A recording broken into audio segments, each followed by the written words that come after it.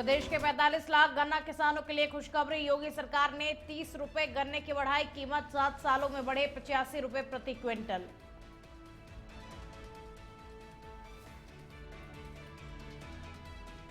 मदरसे का virginity certificate विवाद, कैबिनेट मंत्री संजय निषाद का बयान, देश संविधान से चलता है, मंत्री शरीयत लागू करना गलत है।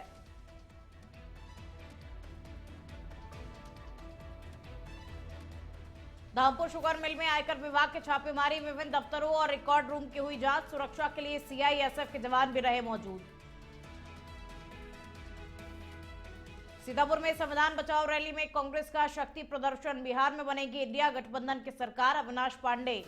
इमरान मसूद बोले, बुर्का हमारी संस्कृति का हिस्सा। धर्मांतरण पीड़िता ने इंसाफ की लगाई गुहार, 12 लोगों ने बंधक बना करके धर्म परिवर्तन करवाया, पुलिस पर पैसे लेकर आरोपियों को छोड़ने का आरोप। सिद्धार्थनगर को मिला नया जिलाधिकारी, शिवशर अड़प्पा जीएम की हुई नियुक्ति, चित्रकूट में दिखाता सख्त प्रशासनिक अंदाज।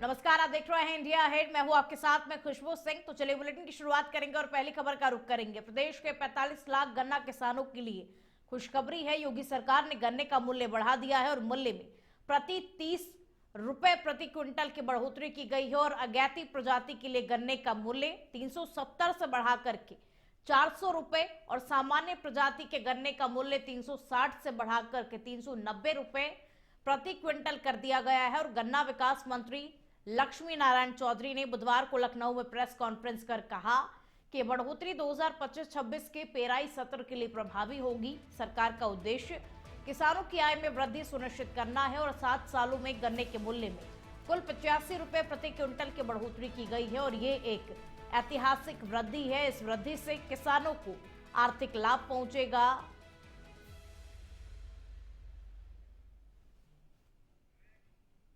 85 रुपए कुंटल बढ़ा दिया 9 साल में, 8 साल में। तो आपके सामने 4 बार, चौथी बार है ये चौथा है। 17 का इलेक्शन में नहीं बढ़ाया, 18 में बढ़ाया हमने। जब हम आए तब हमने बढ़ाया। लगभग 46 लाख किसान है उत्तर प्रदेश में जो गन्ना देता है शुगर मिल। जो हमारा जो गन्ना है लगभग 15 से 20% गन्ना हमारा कोल्हुओं में है और वहाँ भी जाता है। देसी खाड़ हम बोलते हैं, उनमें भी जाता है। तो 46 लाख लगभग किसान हमको गन्ना देता है, जिनको 3000 करोड़ रुपए का। अब खबर मुरादाबाद से है, जहां मदरसे द्वारा छात्रा का वर्जिनिटी सर्टिफिकेट मामले पर कैबिनेट मंत्री संजय निषाद ने स्पष्ट किया कि देश शरीयत से नहीं बल्कि संविधान से चलता है। और उन्होंने कहा कि मदरसे पर जो भी जांच चल रही है वो संवैधानिक दायरे में है और किसी भी तरह शरीयत लागू करना गलत है। संजय निषाद ने इसे पढ़ाई लिखाई का मामला बताया और कहा कि ये कोई इस्लामिक देश नहीं है। वहीं सपा नेता आजम खान को स्टार प्रचारक बनाने पर उन्होंने सवाल उठाते हुए कहा कि इस पर जवाब सपा को देना चाहिए, क्योंकि जेल से बाहर आने के बाद में उन्हें स्टार प्रचारक बना दिया गया। जो लोग उन्हें समझ रहे हैं, इसका जवाब तो सफाई को देना चाहिए। आज के दिन में उनको उसके बारे में जवाबदेही है। जनता जनार्दन है, जज है, ऑटोमेटिकली फैसला जनता लेती है कि ऐसे लोगों पे उन्हें वोट बढ़ेगा कि घटेगा। अब अभी भेज के क्या करेंगे? आदमी को दुख के समय, उनकी बिरादरी के लोग भी जान रहे हैं जिनको भेज रहे हैं कि दुख के समय खड़ा रहते तो ठीक था, जेल में बाहर आ गए तो अब उनको चाहे कौन। अब खबर बिजनौर से है, जहां धामपुर शुगर मिल में बुधवार तड़के आयकर विभाग की टीम ने छापेमारी की, जिसमें मिल परिसर में हड़कंप मच गया और टीम ने मिल के विभिन्न दफ्तरों और रिकॉर्ड रूम की जांच पड़ताल शुरू की, जबकि सुरक्षा के लिए सीआईएसएफ के जवान भी मौजूद रहे। छापेमारी के दौरान मिल स्टाफ के मोबाइल फोन स्विच ऑफ करा दिए गए और ड्यूटी पर आने वाले कर्मचारियों को अंदर जाने की अनुमति दी गई। मौके पर सुरक्षा घेराबंदी बढ़ा दी गई है और बताया जा रहा है कि आयकर विभाग की टीम अभी भी मिल में मौजूद है और अभिलेखों की गहन जांच पड़ताल कर रही है।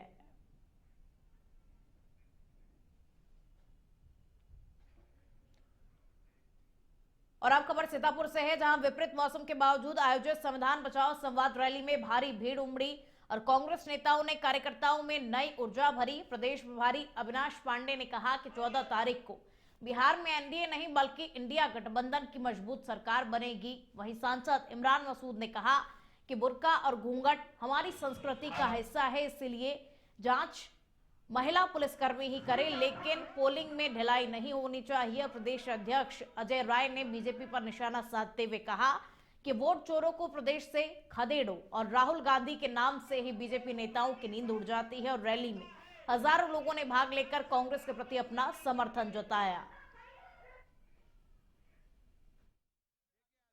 हम सीधे सीधे कहना चाहते हैं कि एसआईआर के माध्यम से अपनी विश्वसनीयता, जो चुनाव आयोग खोने का काम कर रहा है, अगर वो एसआईआर करा रहा है तो अपनी विश्वसनीयता कायम रखे और बीएलए और जो पार्टी तमाम राजनीतिक दलों के लोग हैं, उन तमाम राजनीतिक दलों के एजेंट्स के माध्यम से इस चीज को सुनिश्चित करें। ये अमित शाह जी, ये आप देखिए, ये इनका ये चुनाव आयोग को बोल रहा है अमित शाह। ये देखिए, ये चुनाव आयुक्त कौन है? ज्ञानेश कुमार है या अमित शाह है? ये अमित शाह कह रहे हैं कि एक चरण में चुनाव कराएंगे, हमारी सरकार बनाओ, एक चरण में चुनाव करा देंगे। इससे साबित हो गया कि चुनाव आयोग भाजपा का पपेट है। अब खबर बागपत से है, जहां धर्मांतरण और यौन शोषण का मामला फिर से सुर्खियों में है। डिंपल तोमर नाम की पीड़िता ने पुलिस पर लापरवाही और आरोपियों को बचाने का आरोप लगाते हुए न्याय की गुहार लगाई है। और पीड़िता का कहना है कि अल्ताफ मलिक समेत 12 लोगों ने उसे होटल में बंधक बनाकर के धर्म परिवर्तन के नाम पर दबाव बनाया, वीडियो बनाई और सामूहिक दुष्कर्म किया। डिंपल ने बताया कि पैसे और दबाव के कारण उसने पहले बयान बदल दिए, लेकिन अब दोबारा बयान दर्ज कराने के लिए भाजपा सांसद, विधायक और जिला अध्यक्ष से मदद मांग रही है। और भाजपा जिला अध्यक्ष वेदपाल उपाध्याय ने पीड़िता को मुख्यमंत्री योगी आदित्यनाथ से मिलाने और दोषियों के खिलाफ सख्त कार्रवाई का आश्वासन दिया। उन्होंने कहा कि प्रदेश में महिलाओं पर अत्याचार करने वालों को किसी भी सूरत में बख्शा नहीं जाएगा और मामले की निष्पक्ष जांच कराई जाएगी। एकदम से उड़ा भी जो बागमत में लेगा, इन लड़कियों का जो शोषण करके, इन लड़कियों को जो ब्लैकमेल करके व्यवहार भेजता है, मेरे संज्ञान में उन्होंने दिया है। ये 2-3 लड़की आई थी कि भैया हम इसलिए नहीं बोल रही, जब तक इसके साथ इंसाफ नहीं हो तब तक हम बोलने वाले नहीं। 15-20 लड़की है जिनका इन्होंने यहाँ से बागपत से शोषण किया है और जो दाएं भाई इन्होंने भेजी है, जो गलत काम ये कराते हैं, जबरदस्ती कराते हैं वीडियो के दम पर। अब खबर सिद्धार्थनगर से है, जहां जिले को नया जिला अधिकारी मिल गया है और शासन ने अनुभवी और सख्त प्रशासक माने जाने वाले शिव शरणप्पा जीएन को सिद्धार्थनगर का नया डीएम नियुक्त किया है। और वो इससे पहले चित्रकूट में तैनात थे, जहां अपने कार्यकाल के दौरान उन्होंने विकास कार्यों को गति दी और भ्रष्टाचार पर सख्त कार्रवाई की। उनके प्रशासनिक कार्यशैली और सख्त निर्णय क्षमता के चलते उम्मीद की जा रही है कि सिद्धार्थनगर में विकास की रफ्तार और भी ज्यादा अब तेज हो जाएगी। और योगी सरकार द्वारा देर शाम जारी इस व्यापक तबादले को प्रशासनिक दृष्टि से अहम कदम माना जा रहा है। और शासन का कहना है कि इन तबादलों का उद्देश्य प्रशासनिक पारदर्शिता और योजनाओं के प्रभावी क्रियान्वयन को सुनिश्चित करना है। और अब जिले की निगाहें नए डीएम शिव शरणप्पा जीएन पर टिकी हुई है कि वो जिले को किस नई दिशा में आगे बढ़ाते हैं।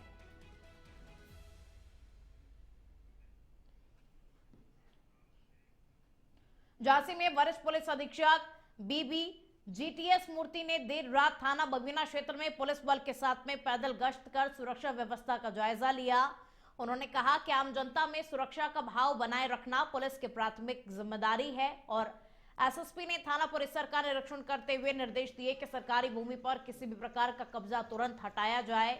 उन्होंने स्पष्ट कहा कि थाना परिसर की जमीन पर निजी अतिक्रमण बर्दाश्त नहीं किया जाएगा। निरीक्षण के दौरान एसपी सिटी प्रीति सिंह, एसएसपी सदर अरीबा नोमान और थाना प्रभारी तुलसीराम पांडे समेत कई पुलिस अधिकारी मौजूद रहे।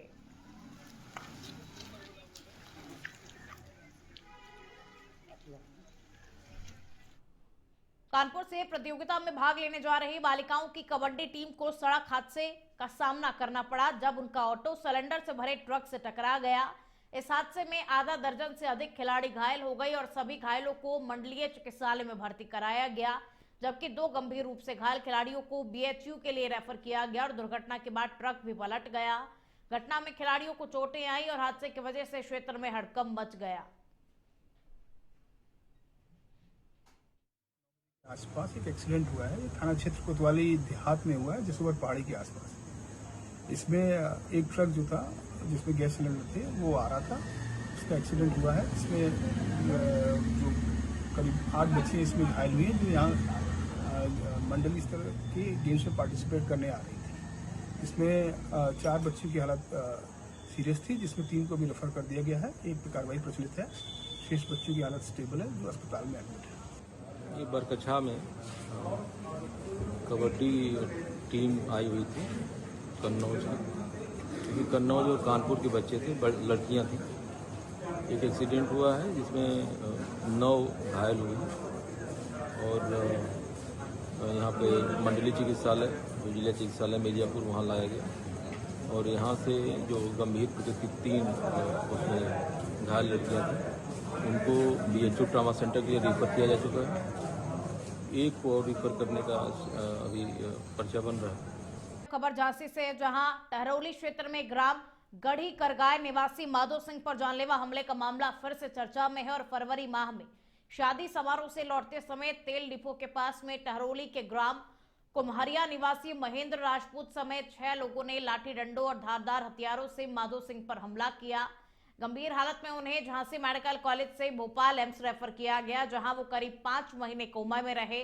होश में आने के बाद में माधो सिंह ने बताया कि यह हमला साजिश के तहत किया गया था और परिजनों का आरोप है कि थाना अध्यक्ष मुकेश चौहान आरोपियों के खिलाफ मुकदमा दर्ज नहीं कर रहे, बल्कि राजीनामा और बीमा क्लेम लेने का दबाव बना रहे हैं। पीड़ित परिवार ने DIG से शिकायत कर थाना अध्यक्ष पर रिश्वत लेकर आरोपियों को संरक्षण देने का आरोप लगाया और अब DIG ने मामले की जांच क्षेत्राधिकारी टहरौली को सौंप दी है।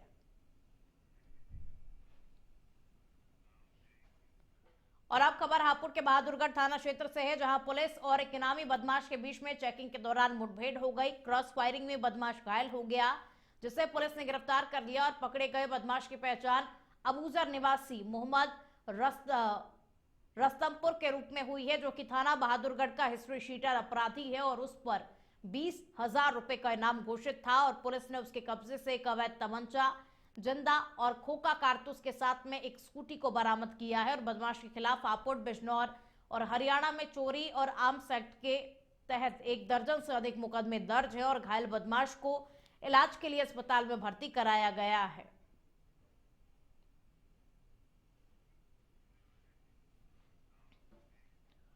हरदोई में मंगलवार रात एक दर्दनाक सड़क हादसे से हड़कंप मच गया। तेज रफ्तार पिकअप ने अटल चौराहे पर बसंत लीला होटल के पास में एक ऑटो को जोरदार टक्कर मार दी, जिससे ऑटो चालक राहुल मिश्रा की मौके पर ही मौत हो गई और इसके बाद में अनियंत्रित पिकअप ने 52 चुंगी रोड पर कई वाहनों को टक्कर मारी, जिससे मास्टर साहब और अजीत कुमार अवस्थी समेत कई लोग गंभीर रूप से घायल हो गए। हादसे के बाद में चालक मौके से फरार हो गया। पुलिस ने घायलों को अस्पताल भेजा और मृतक का शव पोस्टमार्टम के लिए भिजवाया। प्रत्यक्षदर्शियों के अनुसार पिकअप की रफ्तार बहुत ही तेज थी और वो नियंत्रण खो बैठा और इस भीषण हादसे से इलाके में शोक की लहर है।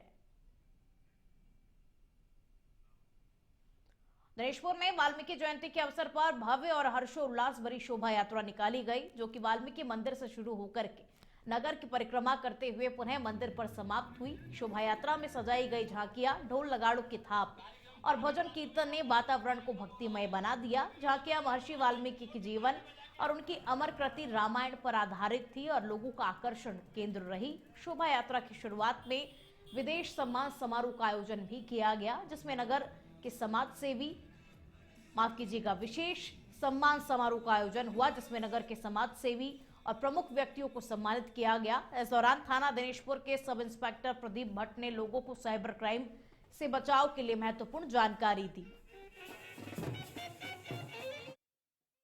आज जो दिनेशपुर में त्रिकालदर्शी भगवान वाल्मीकि जी की शोभा यात्रा का आयोजन किया गया है, जो कि मुख्य मार्गों से निकालकर और भगवान वाल्मीकि ब्रह्मालय पर समाप्त होगी।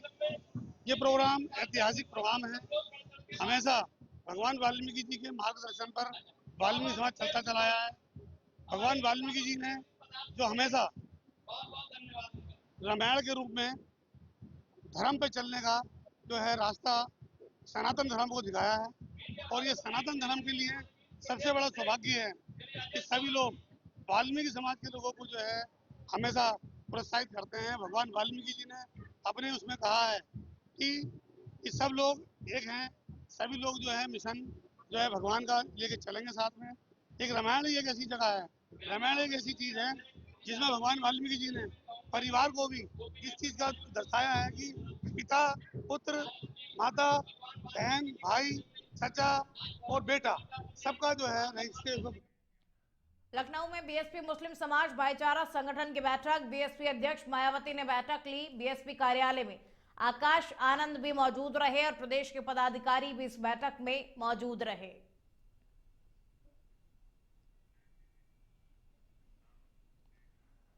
खबरों में आगे बढ़ेंगे। अब खबर अमरोहा से है, जहां तिगरी गंगा घाट पर लगने वाले ऐतिहासिक तिगरी गंगा मेले की तैयारियां इस वक्त जोरों शोरों से चल रही है और मां गंगा धाम पर कार्तिक पूर्णिमा के शुभ अवसर पर लगने वाला ये मेला आस्था और उल्लास का प्रतीक माना जाता है। दूर दराज से लाखों श्रद्धालु यहां पर पहुंच करके गंगा स्नान करते हैं और अपने पितरों की आत्मा की शांति के लिए दीपदान भी करते हैं और श्रद्धालु के मनोरंजन के लिए झूले, खेलकूद और विभिन्न दुकानें भी लगाई जा रही हैं। प्रशासन ने सुरक्षा सुविधा के लिए घाटों पर बैरिकेडिंग, शौचालय और साफ सफाई की पूरी व्यवस्था कर ली है और ये मेला न केवल धार्मिक बल्कि सामाजिक और सांस्कृतिक एकता का भी प्रतीक है, जिसे अर्धकुंभ के नाम से भी जाना जाता है।